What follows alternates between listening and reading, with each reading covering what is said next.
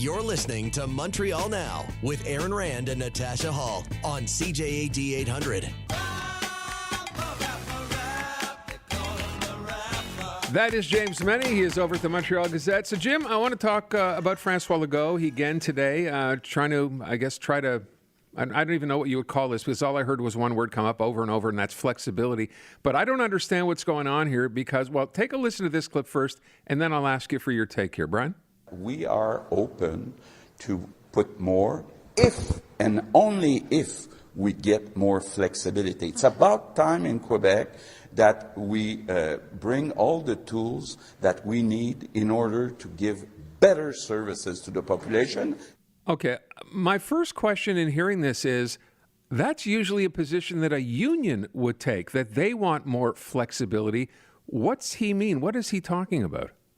Well, he wants more flexibility because what the union, and specifically, I can cite the example of the nurses. They're talking about working conditions, and the big beef and the big lie that the Legault government told the nurses as long ago as 2019, no more mandatory overtime. And one of the things that several of the things that they're looking for now in this contract is better work-life balance, and basically, not having to be able to be sort of on call for your hospital.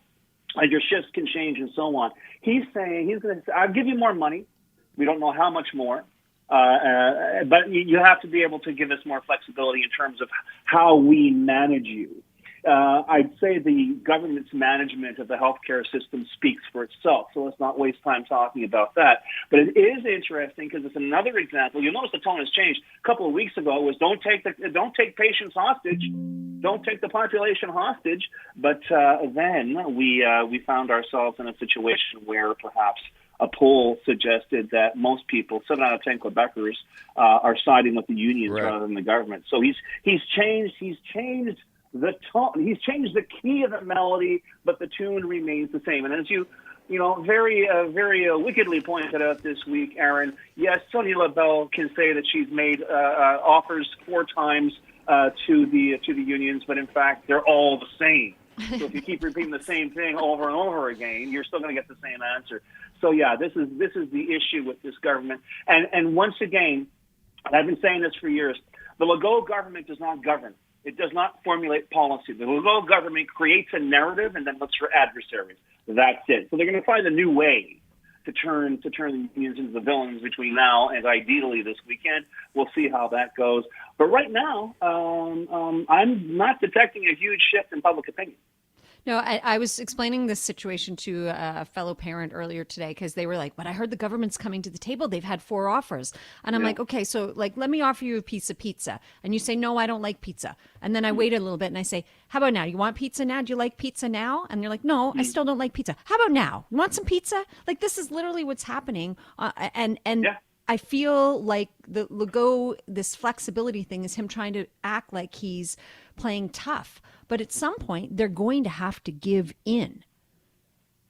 Well, they're going to have to give in. Right now, I'd say the number one priority for Francois Legault is to put as much distance between his reputation and the last 24 hours, the last terrible 24 hours he and his party have experienced, i.e. Those survey results, the fact that it's becoming increasingly clear that the people of Quebec don't trust and don't particularly like Francois Legault and his government. He's really in the middle of it. There are things now that are becoming abundantly clear that haven't worked for a very, very long time, and now he can't hide behind the pandemic or solidarity or pretending he's the unofficial president of the unofficial Quebec nation.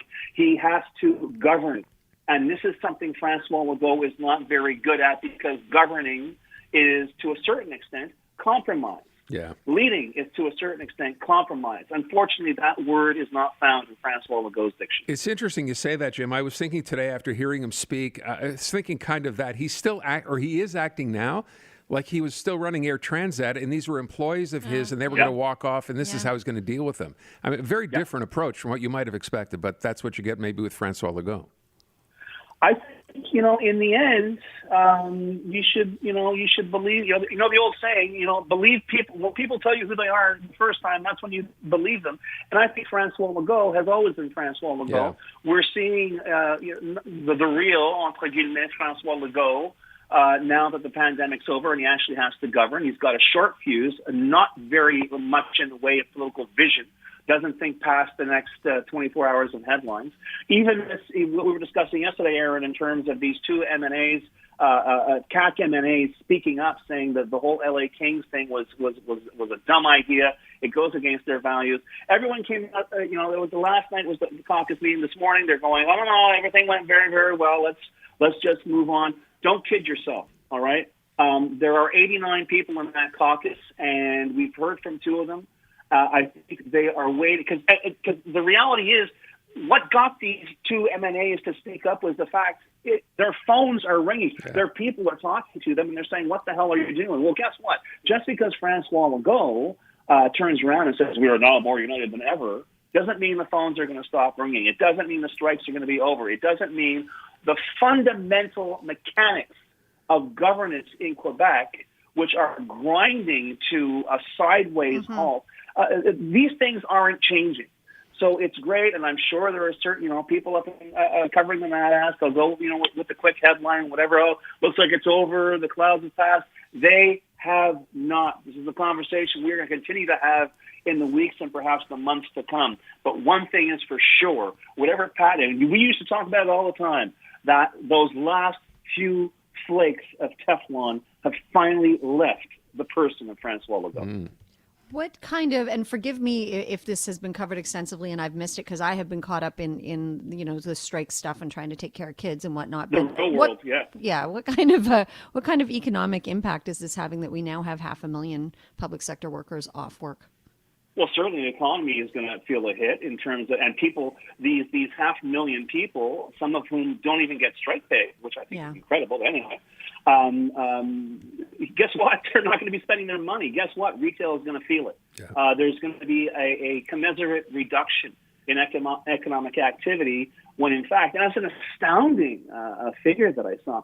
The 500,000 or nearly 600,000 striking workers, I think, represent about 6% of Quebec's entire working population. So you can bet your bottom dollar that there's going to be an impact economically. And as I say, certainly at the level of retail in terms of goods and services. But, I'm not getting this does not feel like I've covered a lot of these, and this does not feel like one of those flash in the pans. Okay, well, no, that's all. Okay, I'm done. I'm getting cold now. It's snowing. I want to go home. Well, let's settle. I'm not getting that impression at all. I'm getting the impression this is make or break. It's certainly on the part of the healthcare workers. They have been lied to repeatedly, not just by this government, although this government has found new ways to lie to them, and they're done. This is absolutely unacceptable. We all have skin in this game because this is the single most expensive service we are paying for. And we know what we're getting for it.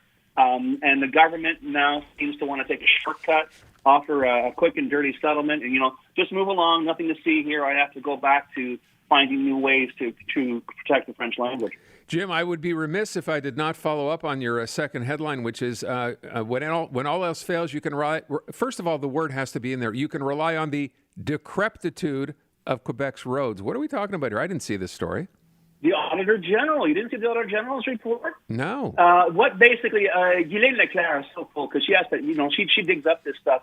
Ghislaine Leclerc has officially made public what Quebec drivers have known for years. Half the roads in Quebec are in poor condition, and out of that number, more than half have reached the end of their operational life. A lot of it's in Chaudière-Appalaches, Abitibi, but the fact is there is what's referred to as an asset maintenance deficit, which has increased. In other words, the money you should be spending, but you're not spending to maintain the roads, it has increased by $3 billion since 2018 to reach $10 billion right now. So just keeping our heads above water, there's still $10 billion worth of work to be done. And, of course, that number is going to go up with every year that follows. Meanwhile, it seems that, I guess they were surprise visits to 3 transport ministry directorates, regional directorates. None of them had anything resembling a plan for doing major work on the roadways. Like it's just everything is just status quo. So there you go. It's not your imagination. I might go so far as to say it's government policy, but it's more like government lack of policy. It's a tradition as old as Saint-Germain and eating maple syrup off snow. And so it goes. Jim, thank you. Not a minute.